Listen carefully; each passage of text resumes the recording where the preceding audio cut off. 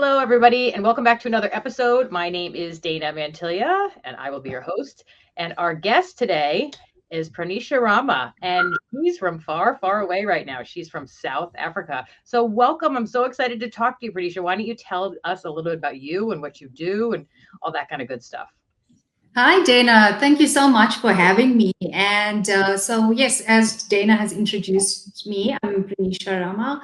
I'm currently a lecturer at the University of Johannesburg here in South Africa.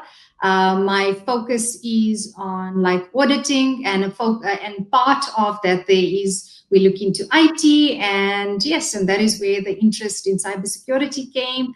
And also my research. So I've done my master's and I'm currently busy with my PhD, which focuses on cybersecurity. So yeah, Dana, that's a bit about me. Wow, that's impressive. A PhD in cybersecurity. That's going to come in handy for the next future because, as you know, cybersecurity is only getting bigger and bigger and bigger. So good for you. That's Yeah. fantastic.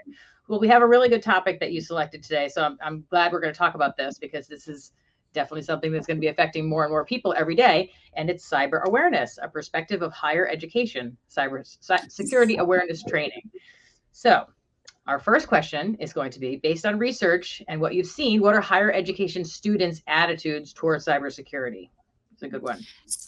Yeah, so I think, if we just look at higher education in general, we have to unpack higher education first. And I think, whenever we think of cybersecurity, banks come to mind, FMCGs, or telecommunication companies, but very seldom do we actually think about higher education being an industry that could be impacted by some sort of a cyber attack. But higher education industries are actually very data rich, and by data rich, I mean, there's so much research. I mean, if you look at all the COVID trials and research that's going on with all of these projects, a lot of it is done in higher education institutions. But what's of interest to a hacker is that, yes, you have access to research, like, for example, a COVID trial, but then you also have access to staff data, student data, alumni. So it's considered to be very data rich. And if we have to also then take it that step further and we say, okay, but who exactly are the students that are involved in higher education? It's definitely, I mean, a majority of that is your Generation Z students, as you can refer them to.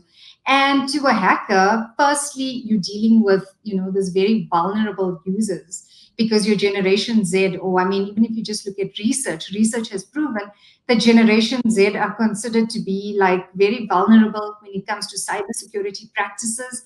And I think, hackers know this, and therefore they then become an easy target. And in terms of their attitudes, I mean, I think because they want everything, it's that instant gratification. So cybersecurity is something that they actually don't tend to take seriously. And I think also another thing with higher education is something as simple as to a hacker, it's like, you can put a university or a college or whatever with a ransomware attack, but also you can lure a vulnerable user into falling prey. I mean, I think recently there's been so many of those employment scams that go around, and who are their targets? It's your higher education students because they believe, oh wait, there's this job that's actually awaiting me, and in most cases, believe it or not, they actually fall for that. Mhm. We can definitely say that the attitudes when it comes to cybersecurity it's more of a negative attitude because they don't actually take it seriously. Mhm. And I think it's one of the biggest challenges with cybersecurity, and specifically with the younger people that have no patience, is because Yeah. it sometimes gets in the way and it makes things take a little bit longer. It's an extra step to do. It's something to, go around this way. And I think that's why in general there's such a negative attitude towards cybersecurity because it's like, oh, this is going to stop me from doing this. It's going to take me longer to do that. So and the kids being vulnerable, you're spot on with that. I mean, just them falling for these employment things and not even questioning. I think they also have an attitude that their information is probably not really worth anything. It's not that big of a deal. So, good point. Good point. Okay, so our next question. Do you believe there should be more done to promote cyber awareness in higher education? Vulnerabilities remediated. Businesses today face a number of cybersecurity challenges, from compliance requirements and third-party risk to skilled resource shortages, ransomware, and alert fatigue. At Vulnera, we recognize these challenges and offer solutions to do the heavy lifting. Vulnera empowers organizations with security solutions that perform continuous asset discovery, vulnerability assessments, and remediation validation in a single pane of glass, so your team can focus precious time on what matters: remediation. Vulnera.com. Vulnerabilities remediated. Yes, definitely. And I think, if we have to just look at corporates or corporate organizations, there's always some sort of emphasis in terms of onboarding, some sort of introduction to cybersecurity, how to look after your devices, safe cyber practices. But in higher education industries, you tend not to see that. The focus is always more just on, this is what you've applied for, this is what you focus on. So yes, there has to just be a lot more being done.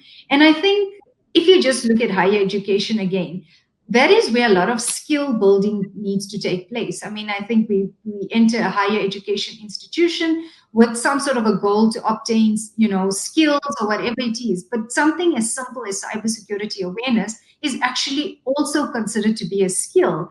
And I think, in terms of what we've seen with research and just with students in general, they don't have that basic skill, such as cybersecurity awareness. So definitely, I think higher education institutions need to take this a bit more seriously, and just create more awareness so that students start seeing this more, as a way of life, going forward, and creating that whole cybersecurity. Yeah. And, if we did that, let's just picture if even before that, even the younger kids, if we really started ingratiating in them, this is what you need to do, make sure you keep an eye on this. If they were taught that from the very beginning, and then let's say we could fast forward 20 years from now, we would have a completely different society than what we have now, because the adults right now didn't grow up with all this stuff. So we're already thrown into the workplace without any of that training. And if we could stop the flow of the ignorance coming up, the ladder, that would be an excellent thing. So what you're saying is perfect. We need to start paying more attention to it and making it a bigger priority, and exactly the young people that you're talking about. So that's true. Yes. All right. Why is cyber awareness so important to a higher education student?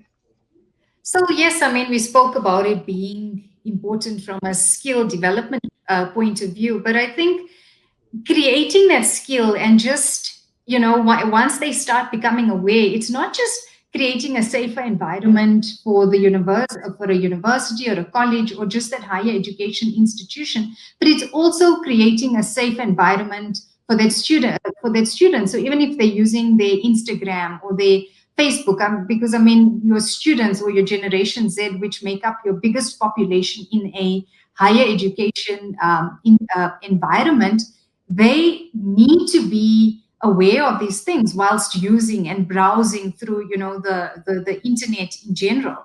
And like I've mentioned, because they're such vulnerable users, and because they just want this instant gratification. And for example, even just passwords, for example, they always say, yes, have good passwords, use multi-factor authentication. But to higher education students, it's just it's too much for them. But sometimes maybe if you start instilling awareness, maybe then they'll start looking at it very differently. So I think it does definitely come down to hackers looking at these, or as this student profile is very vulnerable, and as a result making a hack, or making, for example, we spoke about the employment scams that go around, and the irony is that students in most cases fall for those scams. Again, if you instill that awareness, it makes it a bit more difficult for them to be like, okay, you know what, this does look like a phishing email, I shouldn't click on it. So yes, it does then come down to the awareness factor. Mm-hmm. And this is really the first generation that's grown up completely on social media.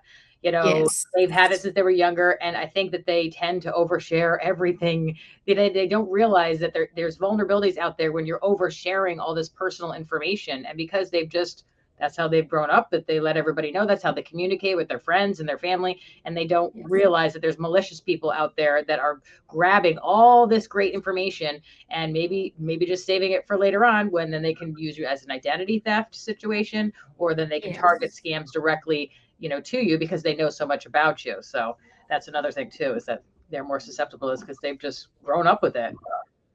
Okay. What is the impact of the pandemic? This is a good one, in the higher education industry in relation to cybersecurity. Yes. So, I mean, if we have to just go back 2 years ago, I mean, I think we all remember the start of those lockdowns. But with those lockdowns came this, the move towards an online environment. And education also took the same stance of moving towards an online teaching model.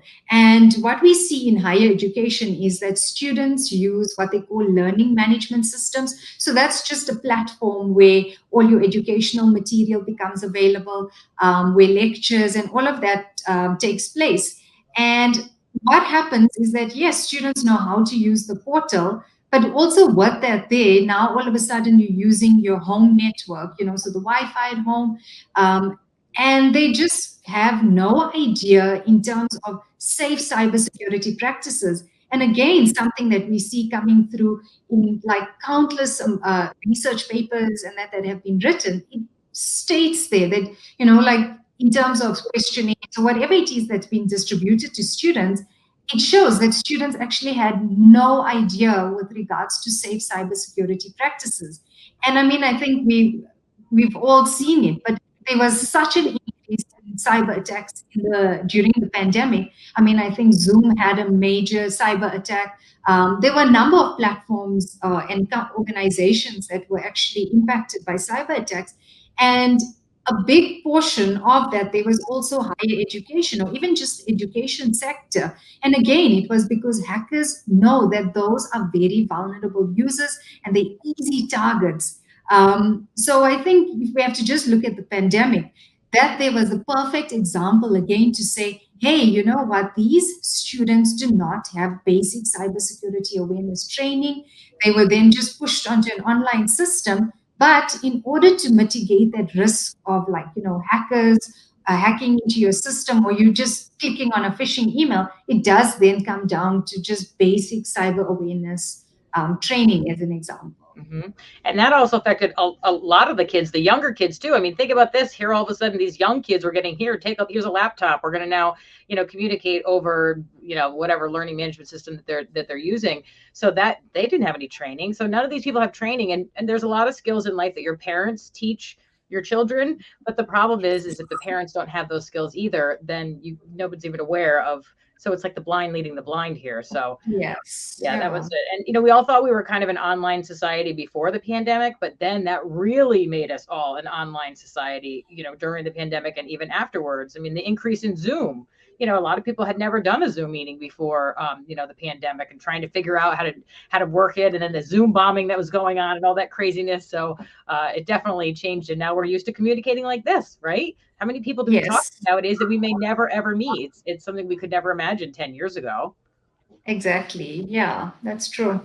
It's interesting. Okay, so our next question: what can be done to make cyber awareness education more easy and a way of life for students? This is a very good question.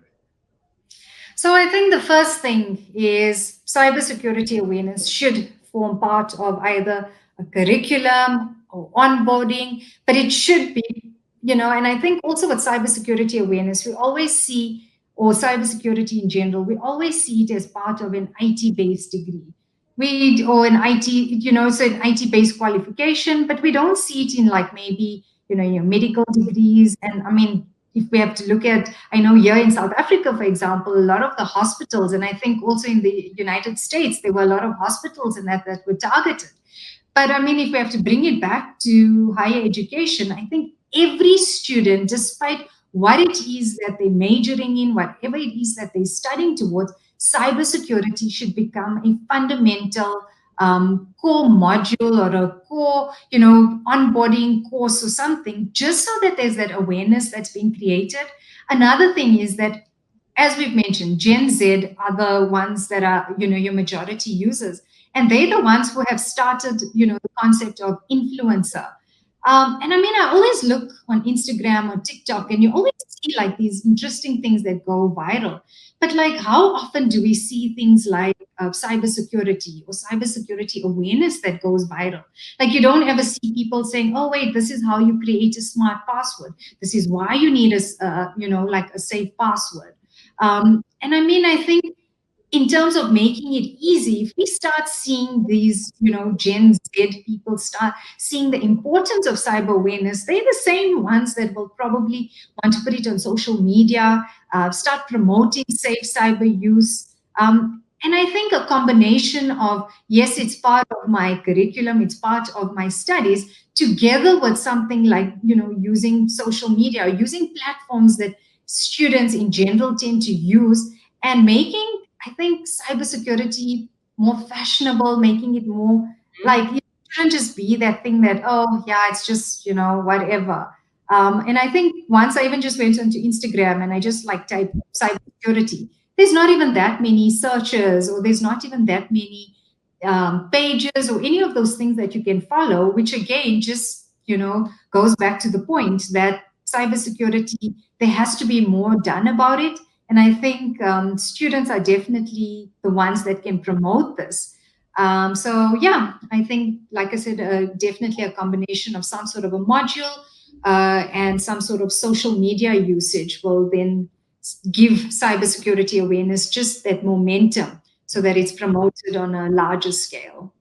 I think you hit the nail on the head with saying that, with getting an influencer involved in this. I mean, if we could ever make it so some influencer that's doing whatever, they're doing stupid tricks or whatever, and they somehow incorporate cybersecurity to their audience, and people would watch them and follow them because they love this person. I mean, people love their influencers, right? And then they could also be helping everybody learn about, little tips and tricks about cybersecurity. That's an excellent idea. And you're right. If we made it cool, if somebody could make it cool to learn about cybersecurity, then that would spread, like you're saying, would go viral. So that would be a great idea if we could ever find a way to do that. That's great. Yeah. Yeah. All right. Well, this was really, really helpful. Is there anything else that you want to add or, throw out there before we go?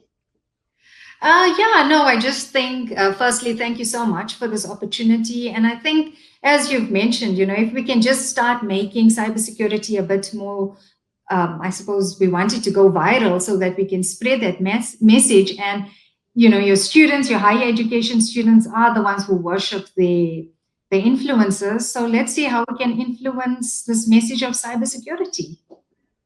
I think that's great. Let's find a way to do that. All right. Well, thank you very, very much, Pranisha, for your time. And, I know it's a little late where you are, and I appreciate you reaching out to me. And if you want to come back and do another video, I would love to do another one with you. Thanks, Dana. All right. So thank you, everybody, for watching, and thank you for your time. And we hope to see you on the next episode. Bye-bye. Bye.